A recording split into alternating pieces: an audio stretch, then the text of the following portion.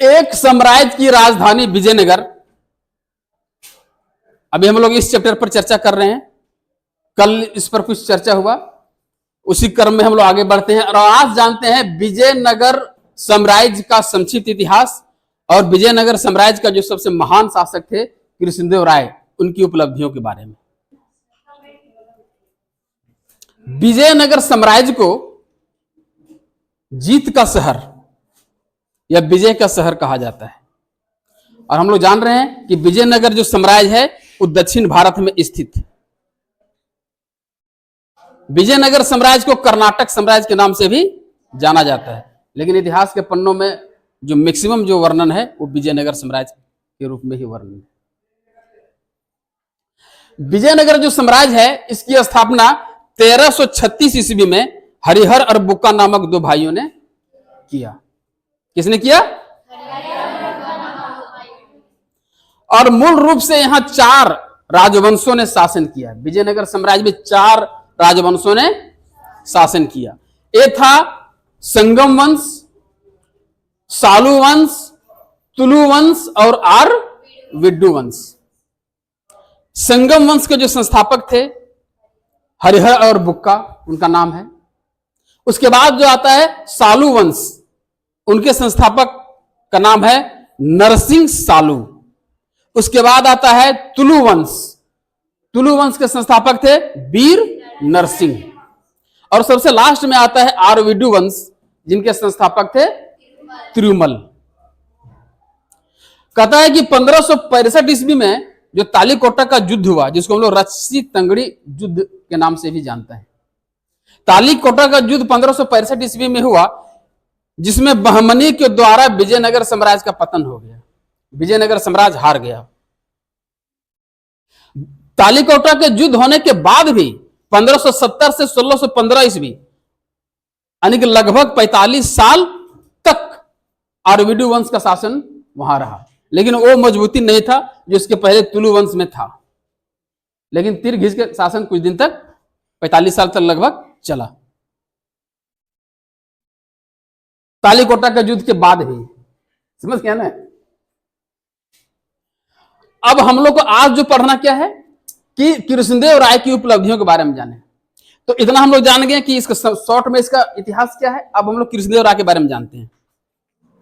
तो कृष्णदेव राय जो थे वो विजयनगर साम्राज्य के जो तीसरा वंश है तुलु वंश, उसके तीसरा शासक थे और विजयनगर साम्राज्य के सबसे महान शासक कृष्णदेव राय ही थे। अगर दक्षिण भारत के इतिहास हम लोग पढ़ते हैं तो कृष्णदेव राय के कारण ही एक उनको वहां भगवान के रूप में अभी भी लोग पूछता है। शासक के रूप में नहीं, राजा के रूप में नहीं, भगवान के रूप में पूछता है कृष्णदेव राय को। तो कृष्णदेव राय के उपलब्धियां को अगर हम देखें, उनके बारे में अगर हम जाने, तो कृष्णदेव राय विजयनगर साम्राज्य में 1509 से 1529 ईस्वी कुल 20 साल तक वहां का वो राजा रहे। और इस बीच में उन्होंने सामाजिक, आर्थिक और जन कल्याण का अनेक काम उन्होंने किया। तो एक करके उनके काम को हम लोग जानते हैं। तो सबसे पहला है कि 1512 ईस्वी में कृष्णदेव राय ने रायचूर दोआब क्षेत्र पर कब्जा किया।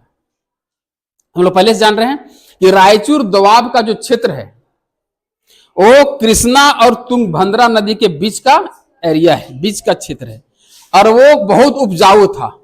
कृषि के दृष्टिकोण से बहुत ज्यादा उपजाऊ, बहुत ज्यादा उपयोगी।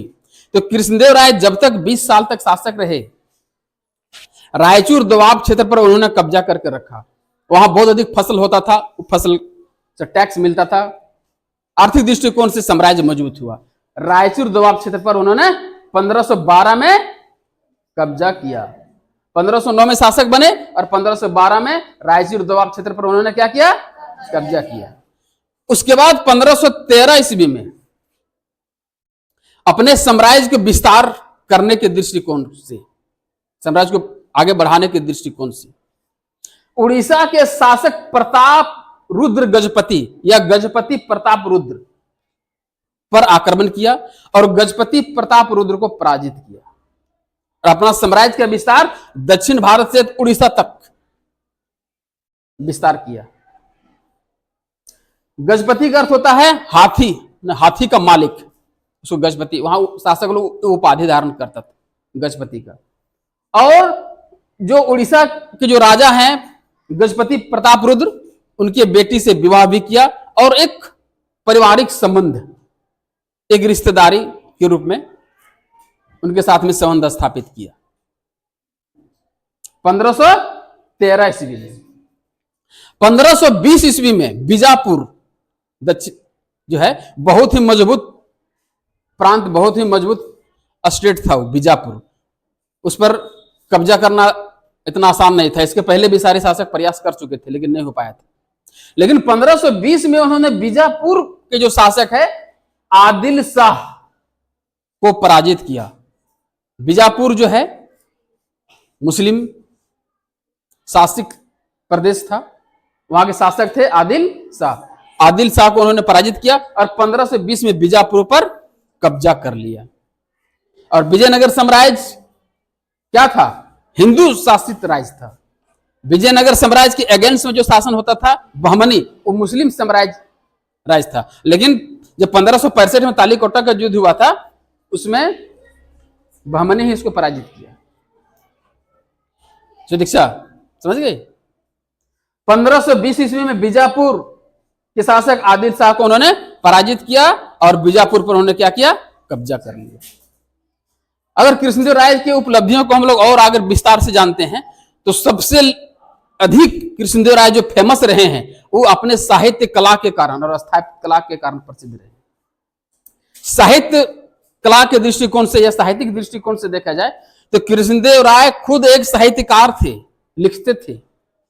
उन्होंने आमुक्त मलयाद, तेलुगु भाषा में, साउथ में तेलुगु भाषा चलता है, आमुक्त मलयाद नामक पुस्तक खुद लिखा। कृष्णदेव राय ने, राजा थे लेकिन लिखते। और अमुक्त मलयाद में क्या वर्णन है? पूरा साउथ का जो पॉलिटिक्स है, राजनीति का वर्णन किया गया है। अमुक्त मलयाद पुस्तक में दक्षिण भारत के इतिहास के बारे में वर्णन किया गया है। ना सिर्फ अमुक्त मलयाद बल्कि संस्कृत में उन्होंने पुस्तक लिखा, जामवती कल्याणम। क्या लिखा? जामवती कल्याणम। संस्कृत भाषा में भी उन्होंने पुस्तक लिखा। कृष्णदेव राय हमेशा बड़े बड़े विद्वान के संगत में रहे, अच्छे व्यक्ति के साथ में रहना उनको अच्छा लगता था।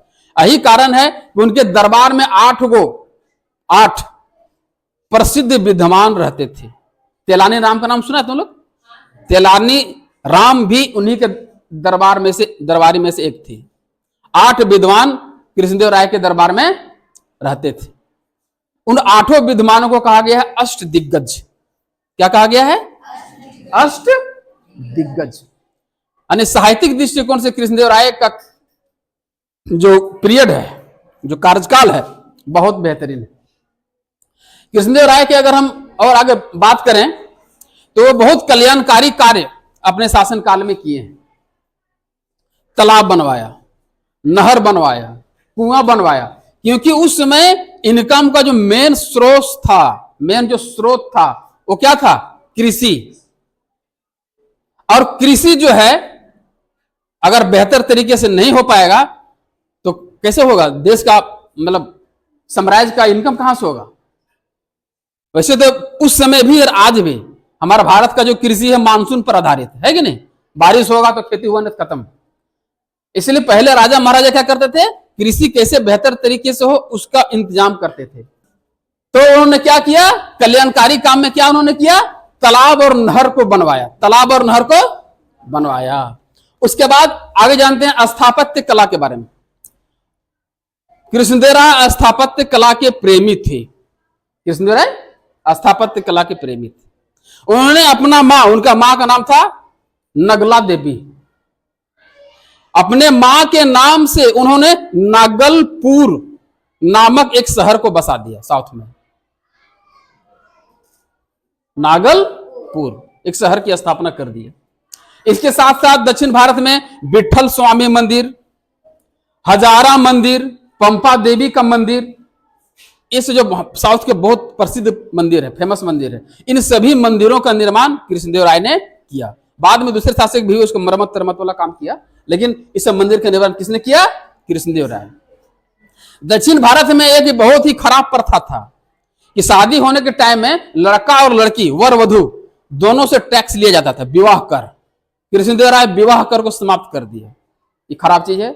शादी विवाह करने सबको हक है, इसमें टैक्स लेने की क्या जरूरत। विवाह कर को उन्होंने समाप्त कर दिया। कृष्णदेव राय इतना फेमस थे, और उसके टाइम में उनका साम्राज्य इतना विकसित और इतना बेहतरीन था, खास करके विजयनगर जो हम्पी था, उसका राजधानी हम्पी इतना बढ़िया था कि एक यात्री आए थे पुर्तगाल के, बारबोसा करके। उन्होंने कहा कि रोम के जैसा सुंदर है हम्पी।